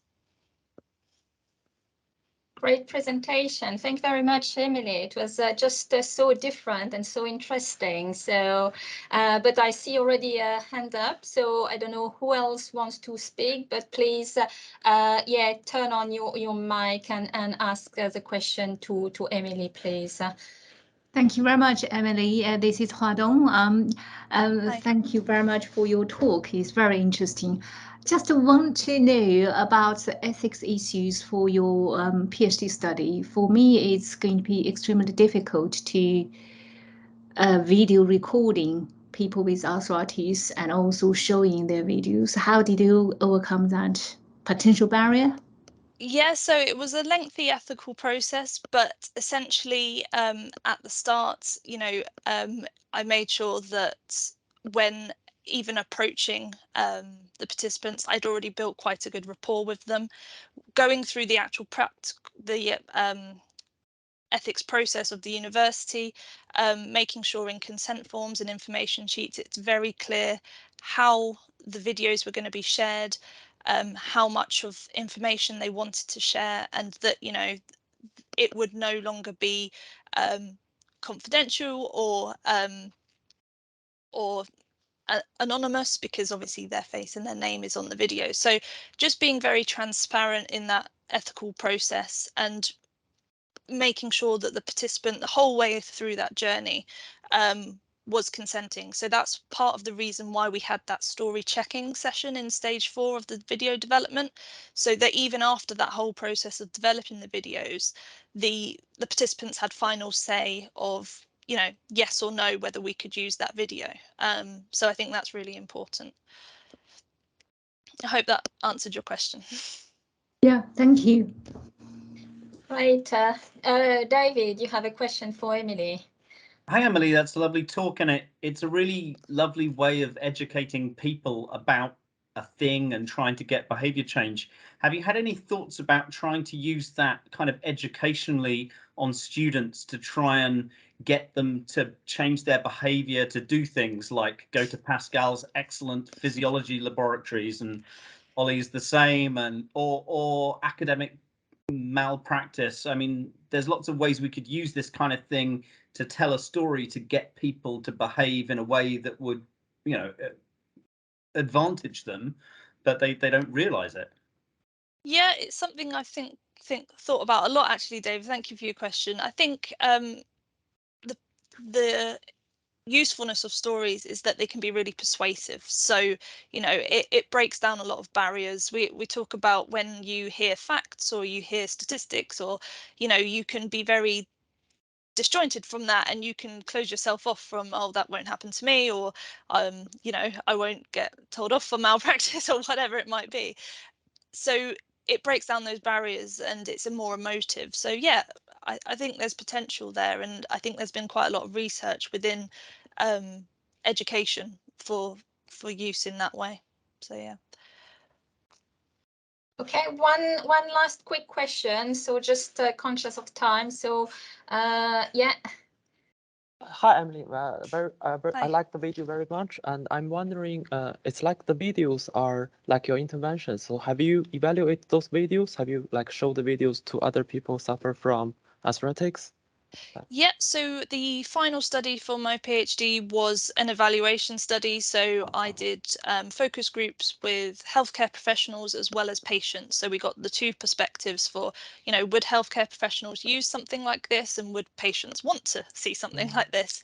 And what we found from that is, you know, there was a very positive response. It was something that when they viewed the video, they firstly enjoyed it, which is great, but also they found it quite uplifting in terms of providing hope for the future with a condition such as arthritis.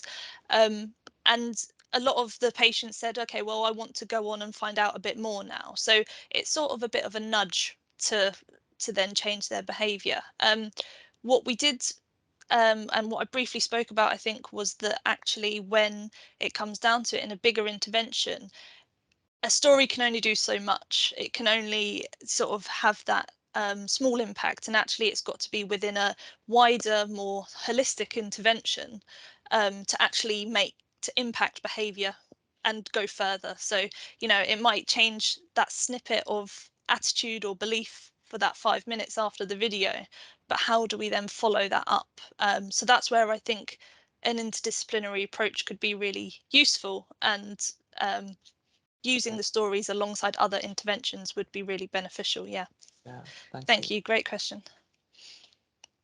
Thanks, and that leads as well very nicely to the next talk, because yeah, pushing for interdisciplinary work, that's what Dan has done already in the past, and so he will speak next to see how we can bring it together and the value of doing interdisciplinary work. Dan, up to you. Yeah, thanks. I'll do my best, of course. If I have to stop speaking at any point, there's a couple of people on the call that hopefully could take over for me. So just thanks to Ollie, Claire, Emily for the talks that you've given before me. Really great opportunity, and well done for showcasing some of the research that we'll be doing going forward. And as Pascale mentioned, what I want to cover now is a case study from research done within my group that brings together different disciplines, and I want to talk you through the strategy for doing that and how it has benefited the research process in a particular project.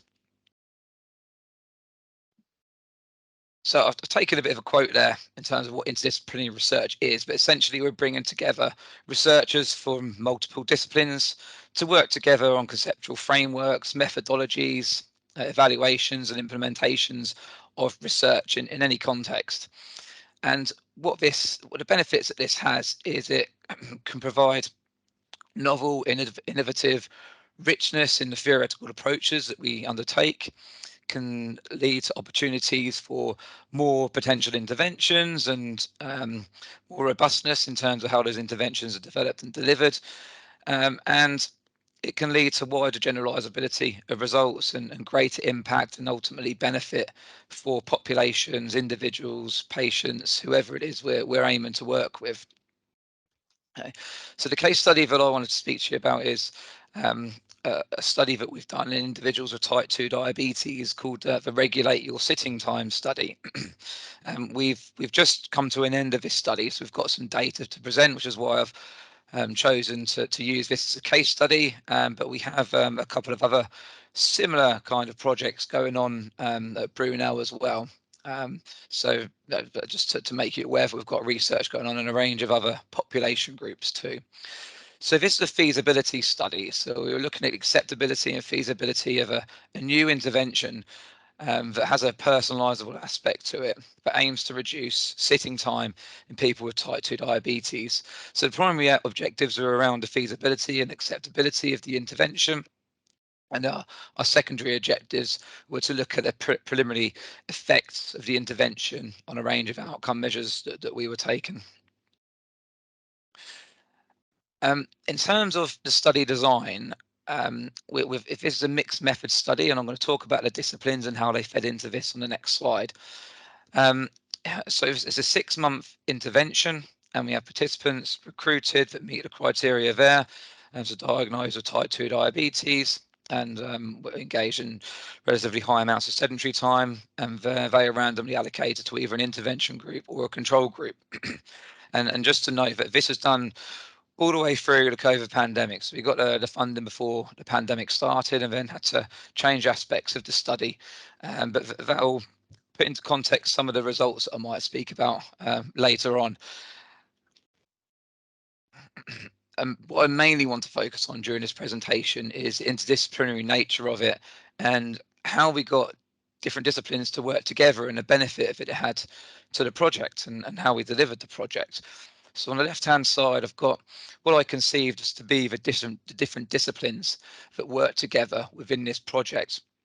So we had expertise in intervention design and evaluation, sedentary behaviour, physiology, health psychology, computer sciences, ageing, expertise in measurement of movement behaviour, and we have a mixture of quantitative and qualitative researchers, hence the mixed methods approach. And you can see on the right hand side that the different benefits that we saw that this would have to the project, and this is really the reason why I brought together these different disciplines to work with, because I viewed them as having these complementary benefits to the overall study that we would undertake. So you can see here that some of the disciplines contribute to specific aspects of the project. So they didn't all contribute to every aspect of the project. They were needed in discrete aspects or features. So in terms of the intervention design and in expertise in sedentary behaviour, they were brought together to conceptualise the study, the overall theoretical approach, and then were involved in terms of considering how the intervention would be implemented, how it would be delivered. But you can see that there are also overlapping aspects where we have health psychology brought in to lead in terms of the behaviour change theory approach, and developing the intervention development framework. So you see that there's a few different disciplines that work together in terms of developing the intervention and how the intervention would be delivered. The physiology discipline contributed in terms of what kind of dose should we maybe aim for, in terms of how much of a reduction in sedentary time should we be looking at, and that informed our key messages within the intervention. And then we had contributions in terms of how we needed to evaluate the project. So that included how we would evaluate movement, okay, so physical activity and sitting time, how we evaluate cardiometabolic health, how we would evaluate mental health, mood and well-being, physical function measures, which are highly important for individuals with type 2 diabetes. And then we had the computer sciences aspect, which really which led the technology related approach in the intervention. And it was a completely remotely delivered intervention, and there was a lot of technology involved. So we felt we needed expertise within that area. So brought together all of these different disciplines to make these different contributions. We drafted a grant application to Diabetes UK, where we had different sections that were led by people in the different disciplines based on where we saw their expertise being most used. And that all was brought together for this successful grant application. And in particular, the comments that we had were very positive in terms of the interdisciplinary strengths that the team had, and the robustness of the approach that we were taking. So we had this overall study design, and the intervention looked like this. So it included an online education program around risks of sitting too much, the benefits of sitting less. We had health coach support, which help people set their goals, review goals, and use a whole range of other behaviour change techniques to try to support them in overcoming barriers and reaching their goals. And then the personalised aspect to the intervention was a selection of phone apps, computer apps, and wearable devices that are all geared towards encouraging people to reduce and break up their sitting time. So I'm not going to go into too much more detail about what the actual intervention was. As I said, I'm more focused on the interdisciplinary nature of how we brought it together, and I'm also mindful of time. So in terms of actually designing the intervention, we've got a range of different disciplines that contributed to different features or aspects of the intervention. So I mentioned earlier that we had a behaviour change framework that we use, and we identified behaviour change techniques within that, and how these behaviour change techniques would be delivered. And the driving disciplines there were health psychology and sedentary behaviour. Then we had the intervention dosage I mentioned earlier, which really brought together our intervention messaging, and that was led by the sedentary behaviour and physiology disciplines. We had the online education program that brought the content there was brought together from multiple disciplines, and then we also had the contribution from computer science in terms of making sure that it was interactive and was going to be delivered in an optimal way. The health coaching was intended to deliver a large number of behaviour change techniques which are very much informed by health psychology. And then in terms of the principles that the health coaching was working on, that was informed by health psychology, and the sedentary behaviour discipline there was important to make sure all of these were tailored towards messaging and support for focusing on reducing sitting and identifying ways that health coaches could support their participants in reducing and breaking up their sitting time. And then the choices in terms of selection of the wearable devices and the apps, that was made from contributions from sedentary behaviour, computer sciences, and health psychology to make sure they were fit for hopefully make sure that they were fit for purpose in terms of what we wanted to achieve from the intervention. We then come on to the disciplines, the interdisciplinary nature of the evaluation of the trial. So we had a whole range of feasibility outcomes, which are pretty much standard. They're informed by the Medical Research Council guidelines around recruitment, retention, data completion rates, and acceptability of the intervention. Where the disciplines contributed were in terms of how sitting, standing, and stepping were going to be assessed. So we had the movement behaviour discipline there and the sedentary behaviour discipline. Cardiometabolic health was informed by physiology, but unfortunately we couldn't take those measures because of COVID. But they'll be implemented when we scale up to a full randomized controlled trial. We have measures around physical function. Our researcher with expertise in aging contributed to these outcomes, and we were able to measure those over a video call during COVID. And then the health psychology informed the mood, wellbeing, and quality of life outcomes. And then we also had a process evaluation of the trial to understand factors that affect its implementation, factors that affect the recruitment, factors that would affect the intervention acceptability. So we had expertise from intervention design and evaluation, health psychology, and computer sciences are all fed into that process evaluation framework. And just to give a bit of evidence in terms of it being successful, we did deliver the study. We're now at a point where we have the findings and we're writing them up at the moment. I'm just going to quickly cover our feasibility related outcomes. So we had a high recruitment rate in terms of the number of participants that expressed interest in taking part in the study, and that's just what that top part of this flow chart is showing. And then this part of the flow chart is showing that essentially we had a low withdrawal rate. So only 5 withdrawals at the 3-month point from the 70 participants that we had in total, and no further withdrawals at the 6-month measurement time point. And we had relatively high completion rates for the majority of the outcomes that we measured as well. So we're deeming that to be feasible overall. And then from the analysis done so far, it looks like the intervention is acceptable. The key message to reduce and break up sitting was well remembered from the online education program. Participants found wearable devices the most enjoyable part of the intervention, and they found it useful in particular for self-monitoring, although that they found the monitoring of steps probably more useful, and that they remembered that part as opposed to the focus on reducing prolonged periods of sitting. The health coaching was very well received, and participants felt that the health coaches supported them in meeting their goals.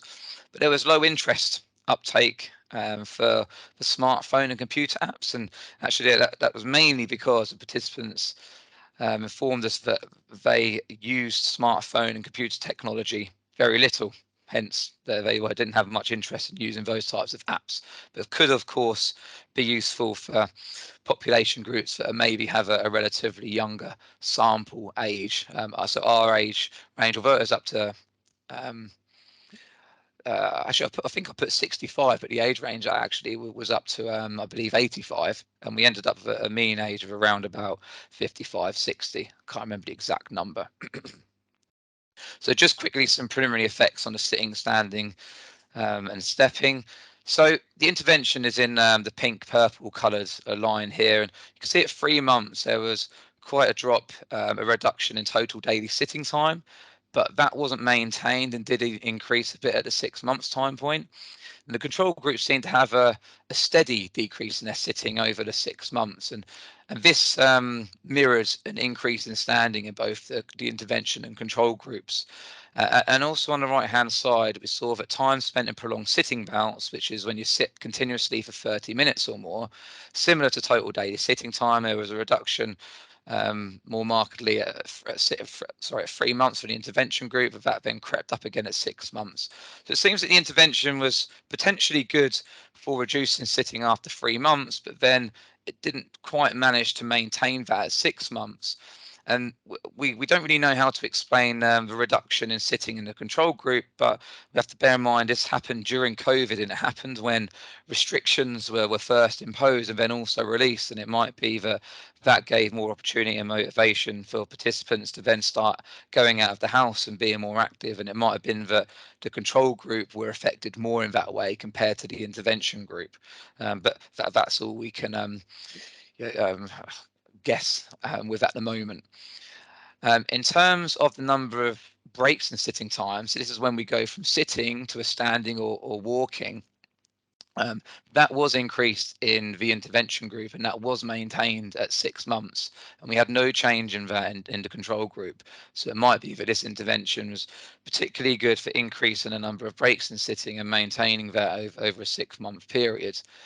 And then with total steps, which is shown on the right hand side here, both groups increased similarly in terms of the number of steps, from 0 to 3 months and maintained at 6 months.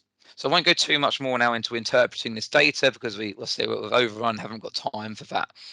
And I just wanted to note that this is data that we have in terms of health, mood, and well-being, and I'm just going to highlight some boxes here that show that there appears to be a trend for greater improvements in the intervention group compared to the control group at both 3 months and 6 months.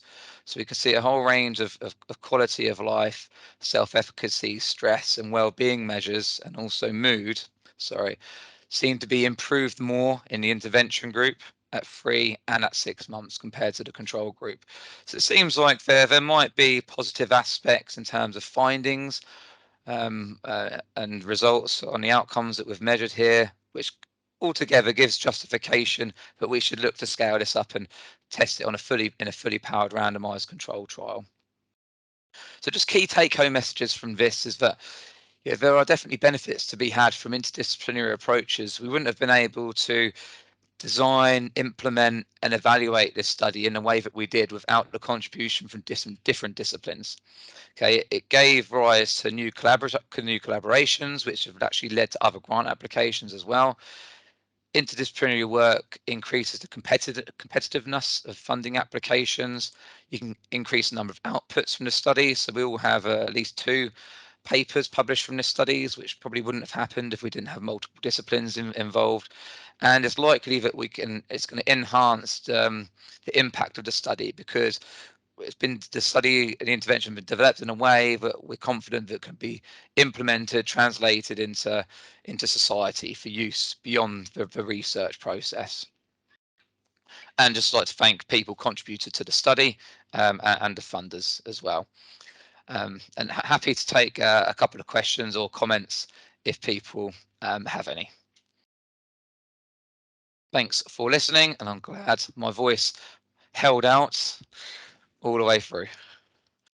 Great, Dan, thank you. And I think, yeah, that's a very nice example of how to bring it together. And that's really much the direction of travel of the center, because we really strongly believe that this you know, getting people together and using complementary expertise is really going to help us to produce better research and as well translational research making impact. So thanks for that. And any question? And yeah, apologies that we overran, but if you have any question for Dan, please yeah, let us know, put your hand up or turn on your mic. No question from the brave people who, yeah, survived the full two hours. But you probably, yeah, want to go out now and enjoy the nice weather. If there are no question at this point, I think no, apart from last chance. Costas, thanks for your applause. So we can probably leave it at that and thank everybody. Thanks especially our speaker and for all of us joining us this afternoon, external or internal to Brunel. And like I mentioned at the start, if you know you think your research aligned, if you are interested, just drop us a line. We are more than happy to explore new avenues and work with people. We want to grow, and we understand that growing means as well getting to know more people, working with different people, and so just please get in touch. Okay. Thank you everyone for staying and seeing as we overrun. Look forward to working with many of you soon. Thank you to everyone. It's been a brilliant afternoon. Thank you.